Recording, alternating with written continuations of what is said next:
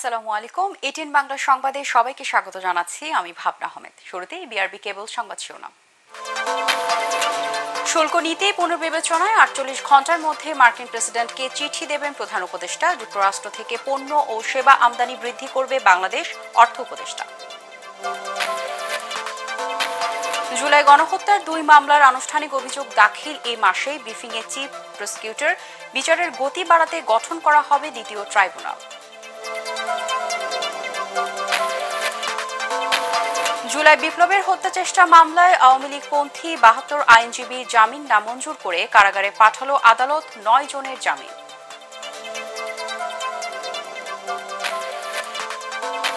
আঞ্চলিক সম্প্রীতি বজায় রাখতে ভারতের মুসলিম ওয়াকফ সংশোধন আইন পুনর্বিবেচনা করতে দেশটির প্রতি বিএনপির আহ্বান। সাম্প্রদায়িক সম্প্রীতি বিনষ্টের আশঙ্কা। এবং ঈদে জনগণের স্বস্তিতে সরকারের আনন্দ। মন্তব্য রিজওয়ানা হাসানের। টানা ৯ দিনের ছুটি শেষে খুলছে অফিস আদালত। ঢাকা ফিরছে চিরচেনা রূপে। শুনছিলেন বিআরবি কেবল সংবাদ শিরোনাম। এবারে বিস্তারিত। মার্কিন শুল্ক নীতি বিষয়ে আগামী ৪৮ ঘণ্টার মধ্যে প্রেসিডেন্ট ডোনাল্ড ট্রাম্পকে চিঠি দেবেন প্রধান উপদেষ্টা ডক্টর মোহাম্মদ ইউনূস। রোববার অর্থ উপদেষ্টা ও ব্যবসায়ীদের সাথে সংবাদ সম্মেলন শেষে একথা জানান প্রেস সচিব শফিকুল আলম। বাংলাদেশ যুক্তরাষ্ট্র থেকে পণ্য ও সেবা আমদানি বৃদ্ধি করবে বলে জানিয়েছেন অর্থ উপদেষ্টা ডক্টর সালেউদ্দিন আহমেদ।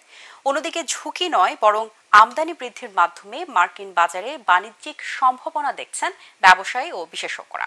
তরিক ইসলামের রিপোর্ট। মার্কিন শুল্ক নীতি নিয়ে করণীয় ঠিক করতেই ব্যস্ত সময় পার করছেন অন্তর্বর্তীকালীন সরকার। ঈদের পর প্রথম কর্মদিবসে সচিবালয়ে অর্থ উপদেষ্টার সাথে বৈঠকে বসেন উপদেষ্টা, ব্যবসায়িক প্রতিনিধি ও বিশেষজ্ঞরা। বৈঠক শেষে সংবাদ সম্মেলনে অর্থ উপদেষ্টা বলেন, দুদেশের বাণিজ্যিক সম্পর্ক ঠিক রেখেই করণীয় ঠিক করা হবে। নতুন বাণিজ্যিক সম্ভাবনা বাড়বে বলেও জানান উপদেষ্টারা। অফিসিয়াল রেগুলেটরি অনেক রকম সুবিধা অসুবিধা থাকে, সেইগুলি যাতে কোনো আমেরিকান ব্যবসায়ী এগুলির সম্মুখীন যেন না হয়, এইগুলিকে আমরা যত শীঘ্র সম্ভব এখানে রেশনালাইজ করব, এটাকে আরো স্মুথ করব, যাতে দুই দেশের বাণিজ্যে আরো প্রসার লাভ করে। নন ট্যারিফ ব্যারিয়ারের যে প্রতিবন্ধকতাগুলো রয়েছে, যেগুলো আমাদের বাণিজ্যের জন্য সহায়ক, আমরা সেইগুলোকে রহিত করা বা পুনর্মূল্যায়ন করার একটা পদক্ষেপগুলো নিচ্ছি এবং আমরা সেই অনুযায়ী যুক্তরাষ্ট্রের সাথে সম্মত। বৈঠকে যোগ দেন মার্কিন বাজারের অন্যতম রপ্তানি পণ্য তৈরি পোশাক খাতের ব্যবসায়ী প্রতিনিধিরা। এ সময় মার্কিন শুল্ক নীতি নিয়ে সরকারের অবস্থানে খুশি ব্যবসায়ী প্রতিনিধিরা।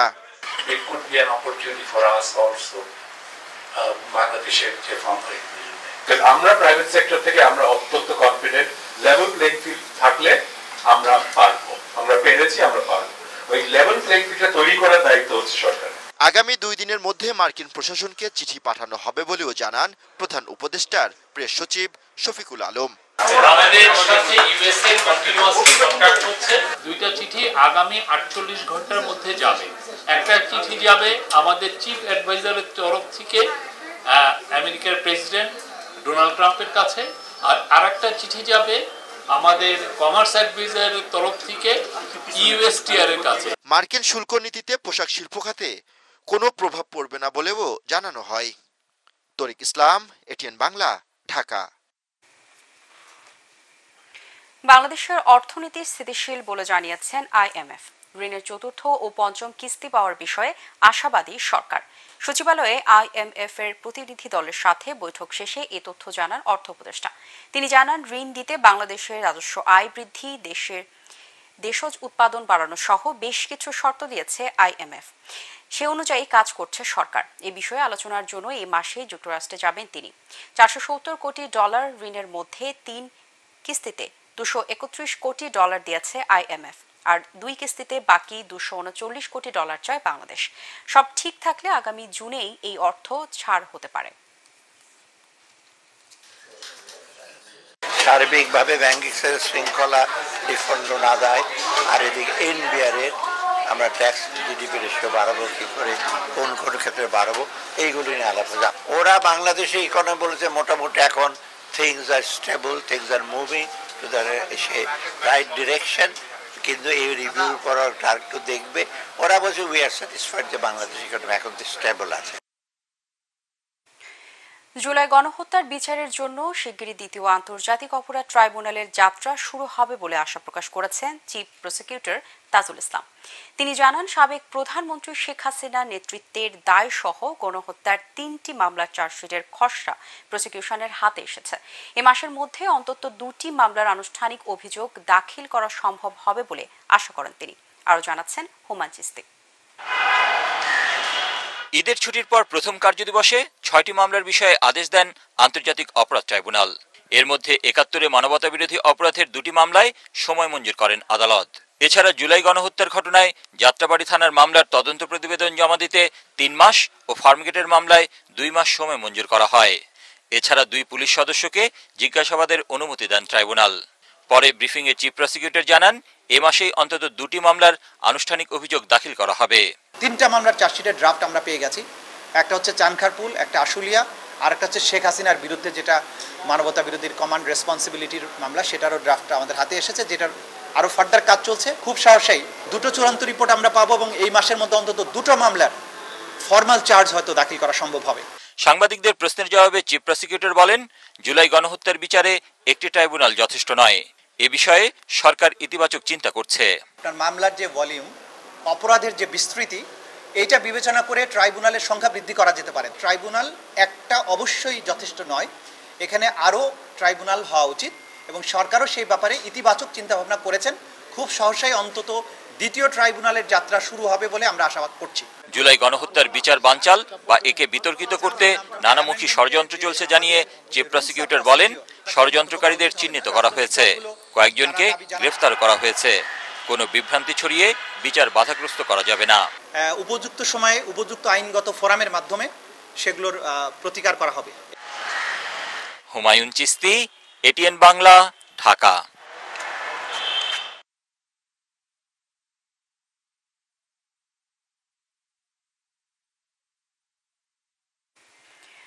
হামলা ও হত্যাচেষ্টা মামলায় আওয়ামী লীগপন্থী ৭২ আইনজীবী কারাগারে পাঠিয়েছে আদালত। ঢাকা মহানগর দায়রা জজ মোহাম্মদ জাকির হোসেন গালিব শুনানি শেষে তাদের কারাগারে পাঠানোর নির্দেশ দেন। এর আগে শুনানি চলাকালে 8 জন মহিলা ও 1 জন পুরুষ সিনিয়র আইনজীবীকে জামিন দেয় আদালত। রিপোর্ট করছেন Oishi Goswami প্রমা।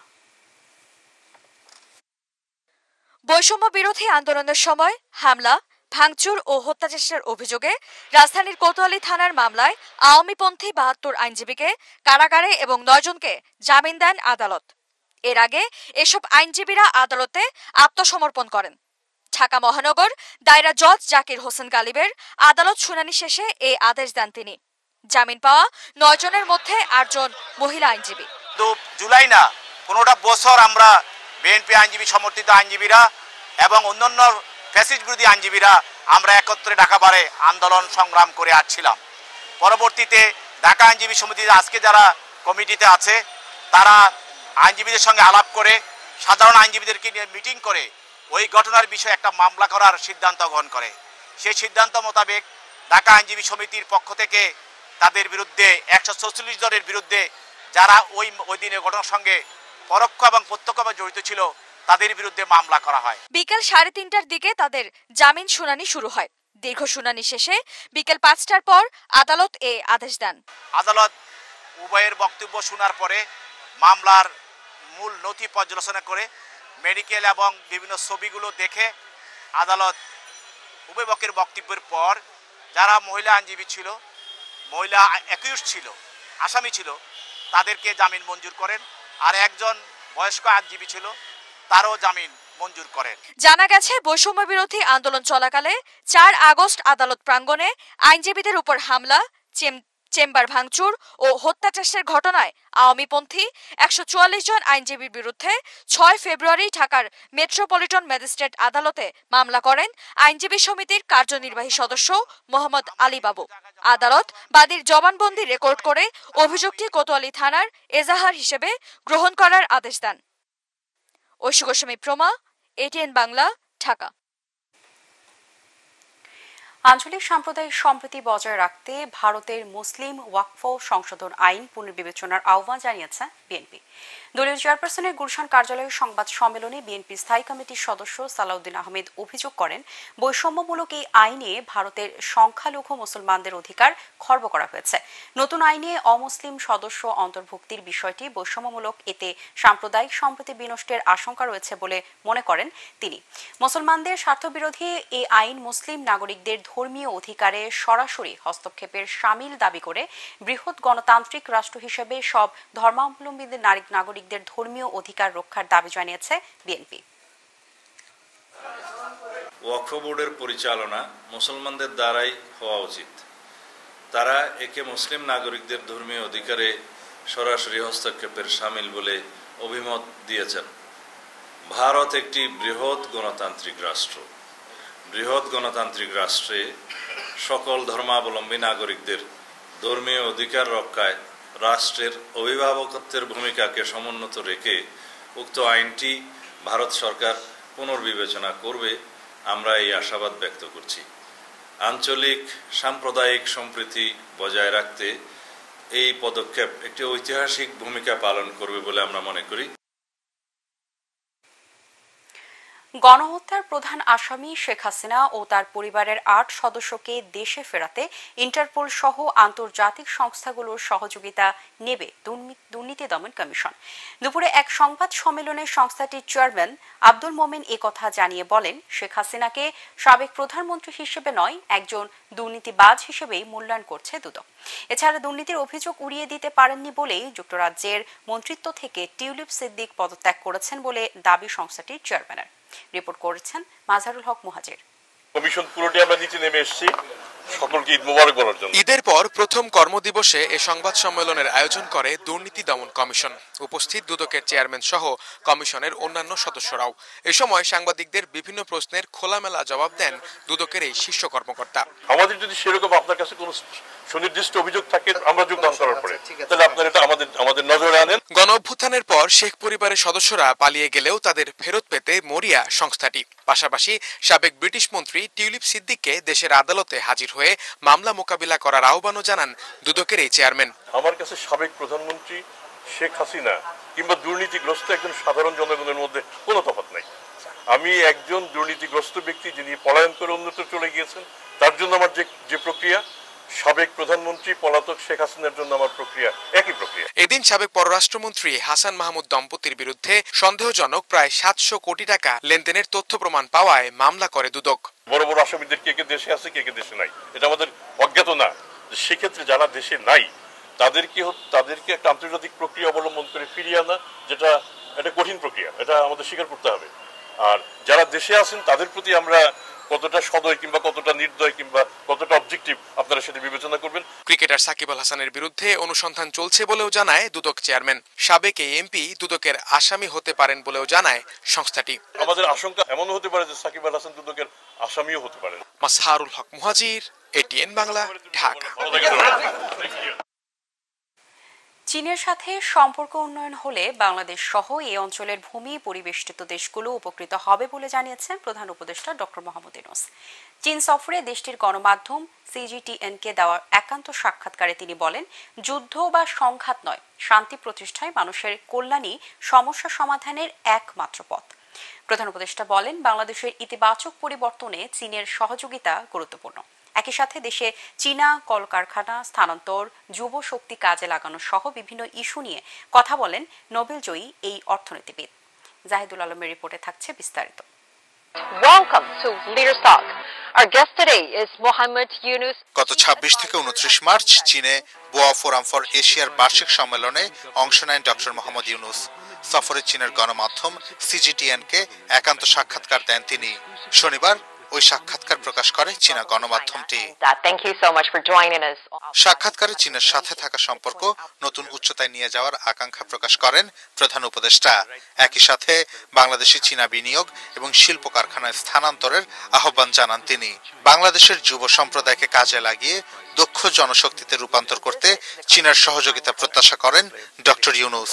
Use our young population, very energetic young population, আমাদের লাখ লাখ মেধাবী তরুণ যুবক রয়েছে যারা নতুন নতুন প্রযুক্তি সম্পর্কে জানতে ও শিখতে আগ্রহী। তারা যে কোনো কিছুতে দ্রুত দক্ষ হয়ে উঠতে সক্ষম। এই বিশাল জনগোষ্ঠীকে কাজে লাগিয়ে বাংলাদেশকে রূপান্তরে সহায়তা করার সাথে সাথে চীন আরো বেশি লাভবান হতে পারে এবং চীনের মতো শীর্ষস্থানীয় প্রযুক্তি নির্মাতা দেশকে আমরা পথ প্রদর্শক হিসেবে পেতে পারি।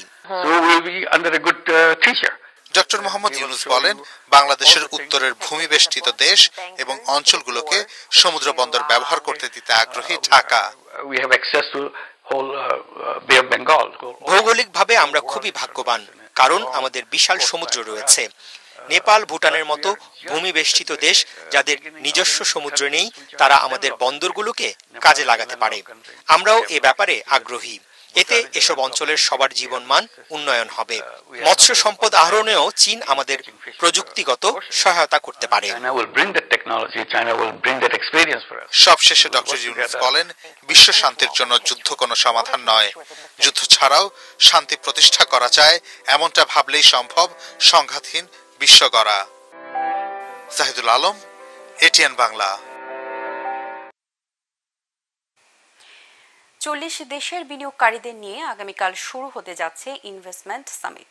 বাংলাদেশ সম্পর্কে বিশ্বে যে নেতিবাচক ধারণা রয়েছে তা পরিবর্তন করা এই সামিটের মূল লক্ষ্য হবে বলে জানিয়েছেন বিডার নির্বাহী চেয়ারম্যান চৌধুরী আশিক মাহমুদ। রাজধানী ফরেন সার্ভিস একাডেমিতে এক ব্রিফিংয়ে তিনি কথা জানান। বলেন, গণ অভ্যুত্থানের পরের নতুন বাংলাদেশ এবং 2035 সালের বাংলাদেশের সম্ভাব্য চিত্র বিনিয়োগকারীদের কাছে তুলে ধরা হবে। তিনি আরও জানান, বড় বড় উদ্যোক্তাদের সাথে প্রধান উপদেষ্টা ব্যক্তিগতভাবে বৈঠক করবেন।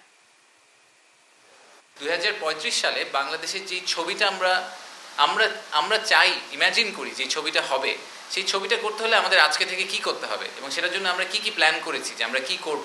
আমরা যে ডিপ সি পোর্টের কথা বলছি, আমরা বে টার্মিনালের কথা বলছি, আমরা একটা রোড নেটওয়ার্কের কথা বলছি, এই সব জিনিসগুলো আমরা আসলে কিভাবে ওই প্ল্যানটাতে ফিট ইন করবো এবং ওনারা যদি এখন থেকে বিনিয়োগের কথা চিন্তা করেন, আগামী 5-10 বছর পরে গিয়ে ওনারা কীরকম বাংলাদেশকে পাবেন, কি ইনভেস্টমেন্ট ক্লাইমেট পাবেন, সেটাকে আমরা পোর্ট্রে করার চেষ্টা করব এবং 10 বছর পরে বাংলাদেশ কীরকম হবে সেটা ইমাজিন করতে পারার রাইট টুলগুলো ওনাদেরকে দেওয়া। 9 দিন ছুটির পর খুলছে সরকারি অফিস আদালত। লম্বা ছুটি শেষে স্বস্তি নিয়ে কাজে যোগ দিয়েছেন চাকরিজীবীরা। ঝুলে থাকা কাজ দ্রুত শেষ করতে অফিসে বাড়তি সময় দেওয়ার কথা জানান অনেকেই। ভোগান্তি ছাড়াই ঈদ উদযাপনে সরকারের পক্ষে ইতিবাচক বার্তা গেছে বলে মনে করছেন পরিবেশ উপদেষ্টা সৈয়দা রিজওয়ানা হাসান। ভবিষ্যতেও এমনটা ধরে রাখার কথা জানান তিনি। রিপোর্টে জানাচ্ছেন মাহবুব কবির চপল। জীবন চালাতে জীবিকার প্রয়োজন, তাই মনের আনন্দকে করতে হয় নিয়ন্ত্রণ। ঈদ শেষে কাজে ফেরা মানুষগুলোর ক্ষেত্রেও অনেকটা তাই ঘটেছে। ঈদের পর প্রথম কর্মদিবস শুরু হয় কুশল বিনিময়ের মধ্য দিয়ে। এরপর মনোযোগ জমে থাকা ফাইলের দিকে।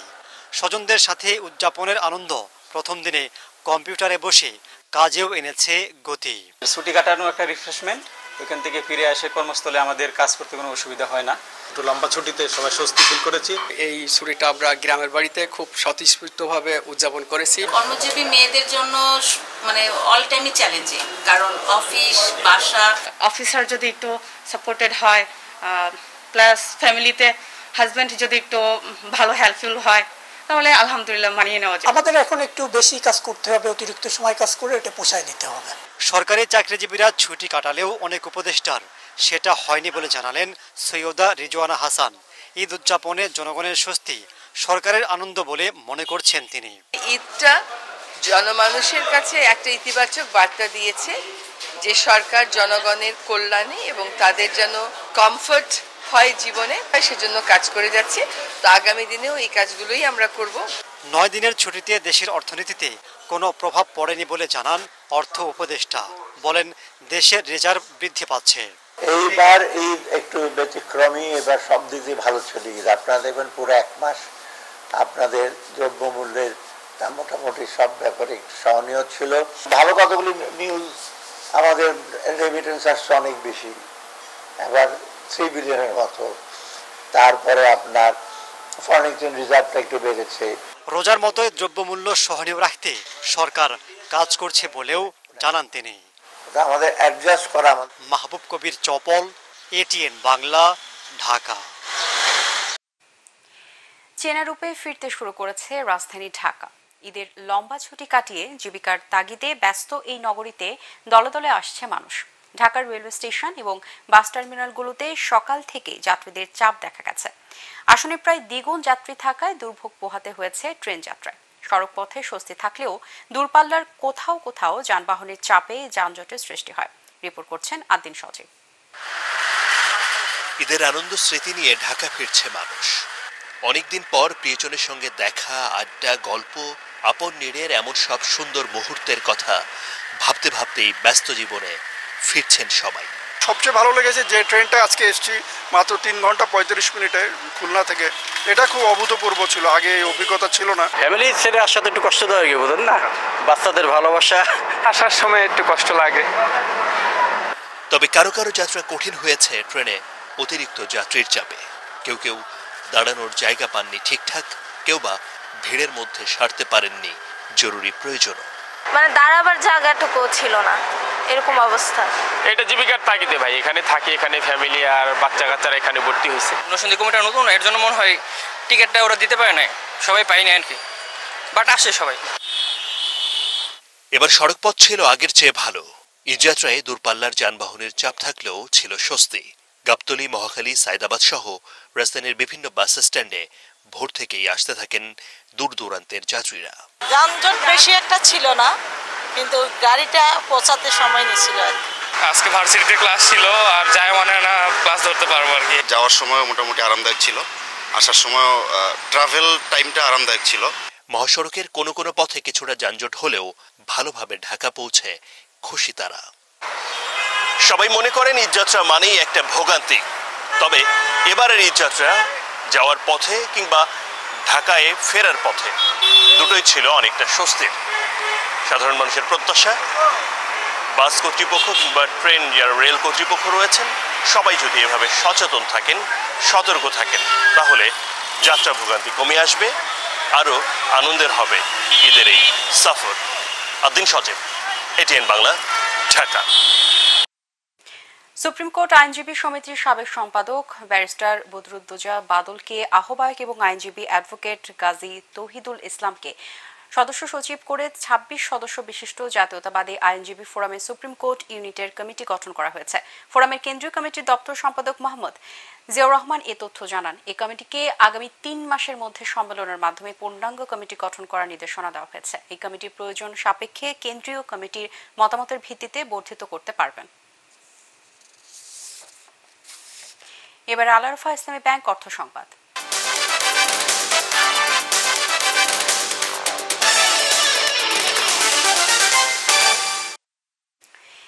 ঈদের টানা ছুটি শেষে আবারও কর্মমুখর হয়ে উঠেছে ব্যাংক পাড়া। রমজান শেষে ব্যাংকের অফিস ও লেনদেনের সময়সূচি আবার আগের সময়সূচিতে ফিরে এসেছে। এখন থেকে ব্যাংক লেনদেন হবে সকাল 10টা থেকে বিকেল 4টা পর্যন্ত। এদিকে ব্যাংকে ভিড় না থাকায় দ্রুত লেনদেন শেষ হওয়ায় খুশি গ্রাহকরা। আগামী সপ্তাহ থেকে ব্যাংকে লেনদেন বাড়লে আবারও ব্যস্ত হয়ে উঠবে ব্যাংক পাড়া। এবারে আন্তর্জাতিক সংবাদ।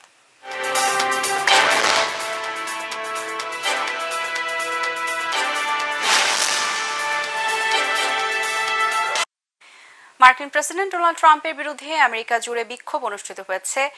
Boston, Chicago, Los Angeles, new York এবং ওয়াশিংটন ডিসি সহ 50টি রাজ্যের 1200টি স্থানে হ্যান্ডস অফ নামে এই সমাবেশ করেন বিক্ষোভকারীরা। এ সময় তারা ট্রাম্প বিরোধী স্লোগান, অভিবাসী বিরোধী অভিযান, শুল্ক আরোপের বিরুদ্ধে প্রতিবাদ জানান। জানিয়ে দিব পার্টেক্স খেলার খবর।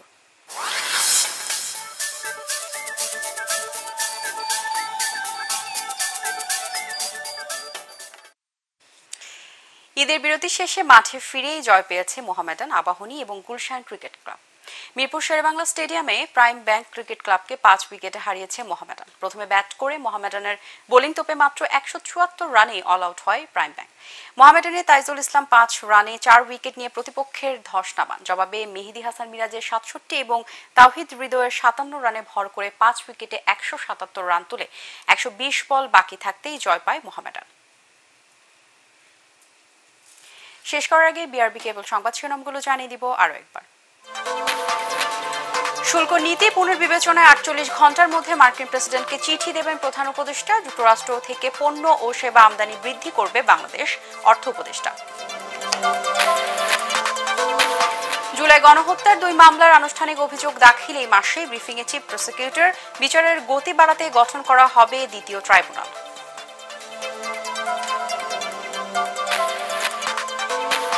জুলাই বিপ্লবের হত্যা চেষ্টা মামলায় আওয়ামী লীগপন্থী 72 আইনজীবীর জামিন নামঞ্জুর করে কারাগারে পাঠালো আদালত। 9 জনের জামিন।